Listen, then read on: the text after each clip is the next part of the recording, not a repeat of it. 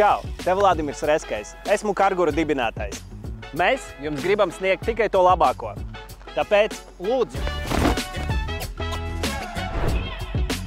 Mēs apvienojamies ar OX Drive un pavisam drīz mūsu flotē pievienosies 200 jaunie elektroauti. To starp Tesla un Audi. Par burvīgiem jauniem autiņiem un to priekšrocībām jums pastāstīs neviens cits kā Tesla guru Raiders Raitis. Čau, te Raiders Raitis. Jā, tiešām par Teslām es varu pastāstīt ļoti daudz un par viņu privilēģijām. Tātad pirmkārt jau tas, ka ar Teslu var braukt pa sabiedriskām joslām un jūs varēsiet iztērēt mazāk patērēto laiku ceļā, līdz ar to ietaupīt.